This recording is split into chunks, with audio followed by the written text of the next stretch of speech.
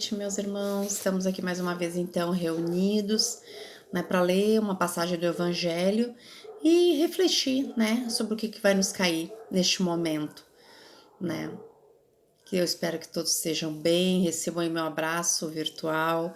Quem ainda não curte a nossa página aqui no YouTube, por favor, se puder curtir, se gostar, pode compartilhar também com familiares, com amigos, com conhecidos, simpatizantes da doutrina espírita, e também se inscreve ali naquele sininho, que aí a cada novo vídeo recebe, né, aquela notificaçãozinha do YouTube, tá bem? E também existem outros, né, materiais que a nossa página, nosso canal está divulgando. Então, se quiserem acompanhar, são todos muito bem-vindos. Vamos ver o que nos cai nessa noite hoje, nesse momento, do Evangelho segundo o nosso Espiritismo, né? Vamos ver o que vai nos cair. O capítulo que caiu é o capítulo 7, Bem-aventurados pobres de espírito. E o item é o item 11, o orgulho e a humildade. Que a paz do Senhor seja convosco, meus caros amigos. Venho até vós para vos encorajar a seguir o bom caminho. Aos pobres espíritos que antigamente habitavam a terra, Deus dá a missão de vir vos esclarecer. Bendito seja pela graça que nos concede em poder ajudar o vosso adiantamento. Que o Espírito Santo me ilumine e me ajude a tornar minha palavra compreensível e que me conceda pô-la ao alcance de todos. Todos vós encarnados que estáis na dificuldade e procurais a luz, que a vontade de Deus me ajude para fazê-la brilhar aos vossos olhos. Nossa, parece que é agora, né? É pro momento mesmo. A humildade é uma virtude bem esquecida entre vós. Os grandes exemplos que vos foram dados são bem pouco seguidos e, todavia, sem a humildade, podeis ser caridosos para com o vosso próximo? Oh, não, porque esse sentimento nivela os homens. Diz-lhes que são irmãos, que devem se entreajudarem e os conduz ao bem. Sem a humildade, vos adornais de virtudes que não tendes, como se trouxesseis um vestuário para esconder as deformidades do vosso corpo. Recordai aquele que nos salva. Recordai sua humildade que o fez tão grande e o colocou acima de todos os profetas. O orgulho é o terrível adversário da humildade. Se o Cristo prometia o reino dos céus aos mais pobres, foi porque os grandes da terra imaginam que os títulos e as riquezas são recompensas dadas ao seu mérito e que sua essência é mais pura que a do pobre. Eles creem que lhes são devidos e por isso, quando Deus lhes retira, acusam-no de injustiça. Ó irrisão e cegueira! Deus vos distingue pelos corpos? O envoltório do pobre não é o mesmo que o do rico? O Criador fez duas espécies de homens? Tudo que Deus fez é grande e sábio. Não lhe atribuais, então, nunca as ideias que nascem nos vossos cérebros orgulhosos. Ó rico! Enquanto dormes sob os tetos dourados, ao abrigo do frio, não sabes que milhares de teus irmãos iguais a ti estão estirados sobre a palha? O infeliz que sofre de fome não é teu igual? A essas palavras teu orgulho se revolta, bem eu sei. Consentirás em dar-lhe a esmola, mas apertar-lhe a mão fraternalmente? Jamais. Que dizes eu, descendente de um sangue nobre, grande da terra, seria igual a este miserável enfarrapado? Vã utopia de supostos filósofos. Se fôssemos iguais, por que Deus o teria colocado tão baixo e eu tão alto? É verdade que vosso vestuário não se assemelha em quase nada, mas dele despojados ambos, que diferença haveria entre vós?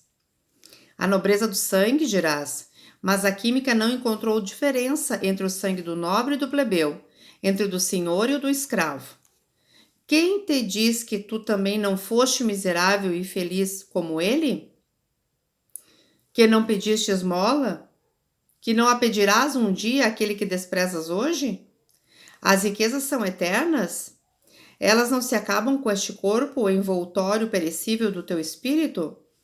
Oh, Volta-te humildemente sobre ti mesmo.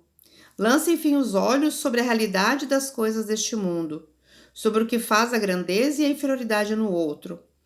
Lembra que a morte não te poupará, mais que a um outro, que os títulos não te preservarão dela, que ela pode te atingir amanhã, hoje, numa hora.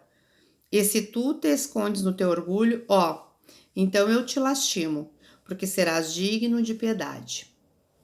O capítulo segue, é um capítulo bem longo, então os irmãos depois, se quiserem revisar, né, e ler até o final, é o capítulo 7º, bem-aventurados os pobres de espírito, e o item é o item 11, orgulho e humildade, e ele prossegue, tá?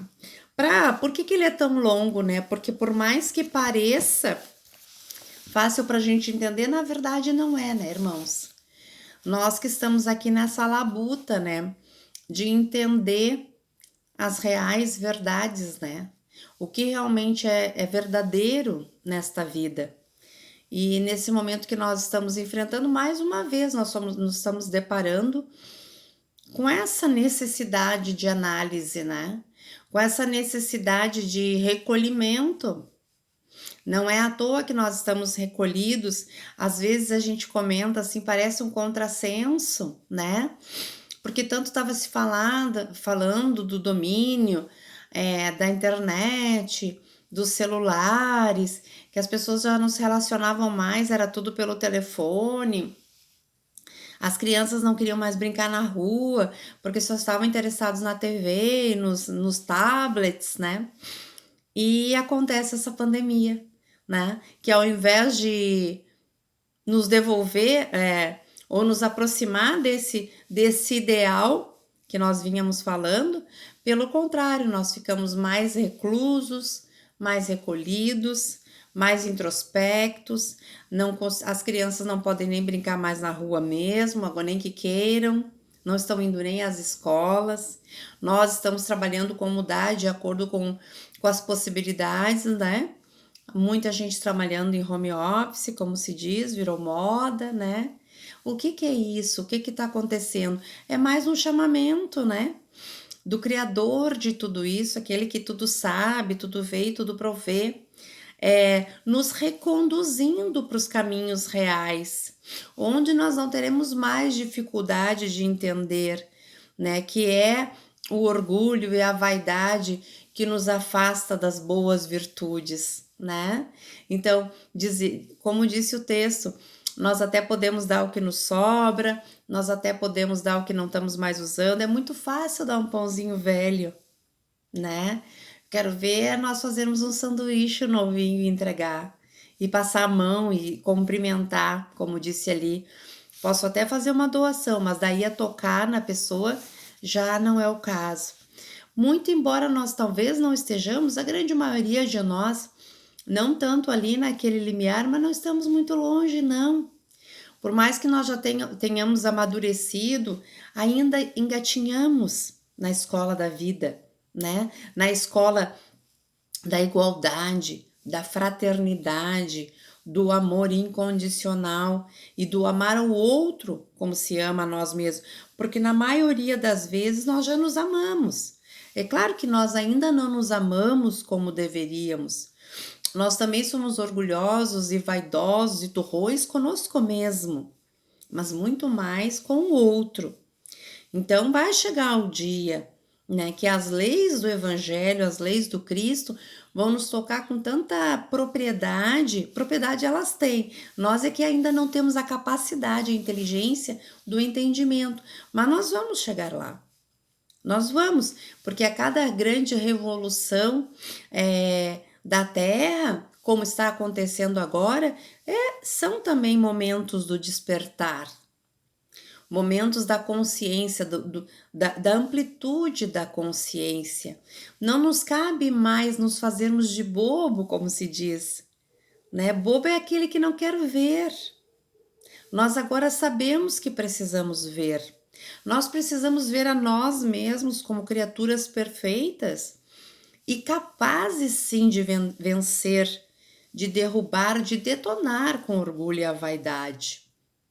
Nós temos capacidades de olhar para o outro como nós gostaríamos que nos olhasse. Claro que nós temos, porque nós somos criaturas perfeitas, feitas à imagem do Criador. Então, se Deus acreditou que nós poderíamos ver ao outro, é uma das segundas leis básicas. Ama a Deus sobre todas as coisas e ao próximo como a ti mesmo. Se Deus criou essas leis divinas, se Jesus nos ensinou assim, é porque é possível. Não é uma utopia. É uma situação que pode ocorrer e vai ocorrer. Nós temos esperança e fé que vai ocorrer. E ainda talvez um dia nós nem lembremos mais do que nós estamos passando hoje. Talvez em outras encarnações, mas nesta encarnação vai ficar registrado toda essa necessidade que agora nós sentimos falta. Estamos sendo tocados de maneira dolorida. Mas poderia ser muito pior ainda, né, irmãos? Como me disse uma irmã muito sábia da nossa casa, tem situações piores ocorrendo por aí afora. Nós que estamos só ilhados pelo vírus da pandemia, e muitos até ilesos sairão, né? Ainda somos beneficiados, porque há situações, há nações passando por desafios muito maiores. Todos eles com objetivo.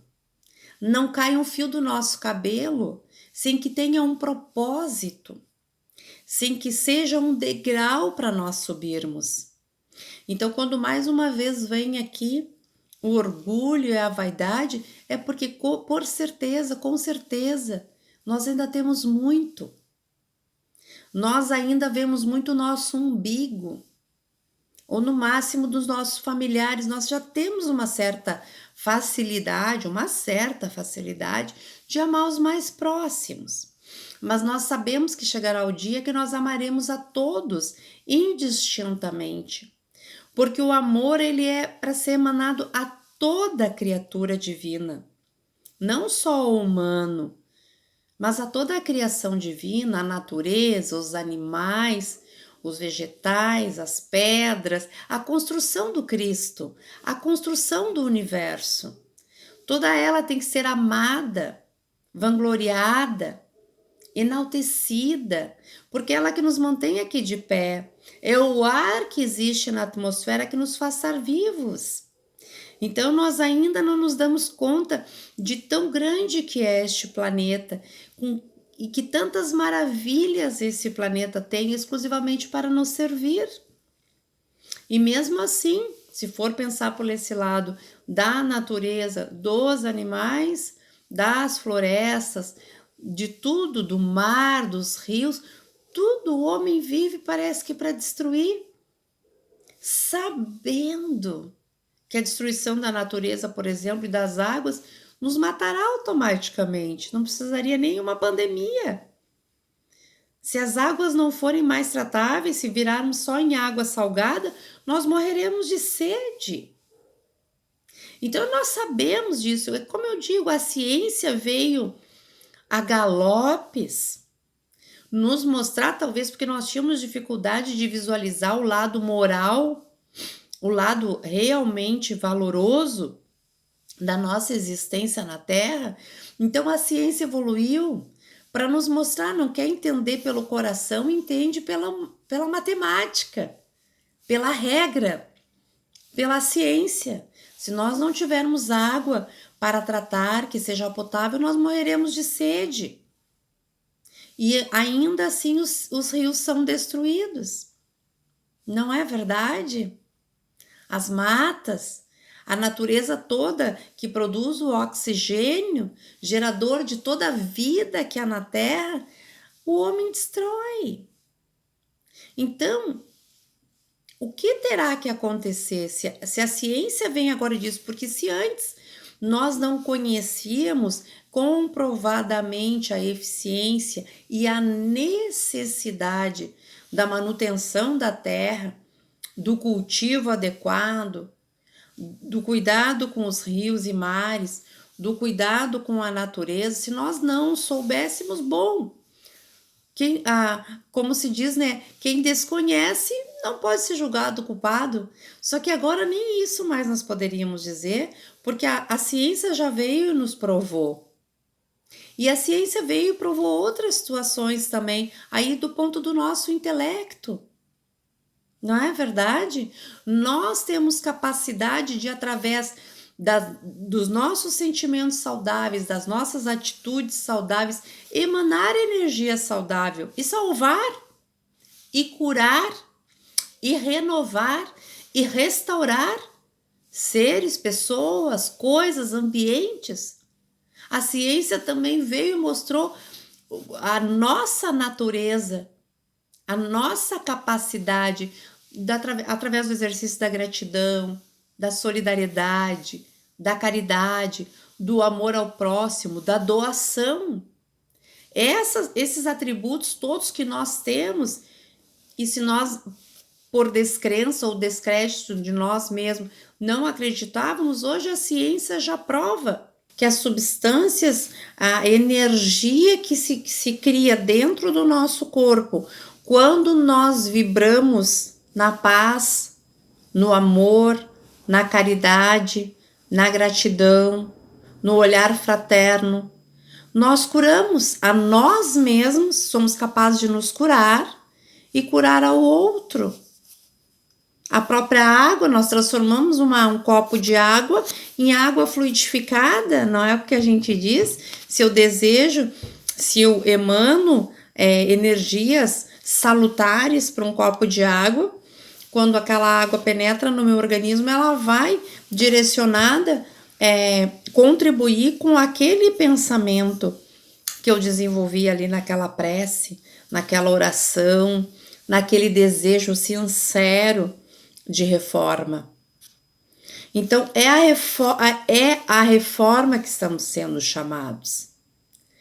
É a parar de se esconder, parar de empurrar com a barriga, parar de ser irresponsável, nós temos que ter autorresponsabilidade, irmãos.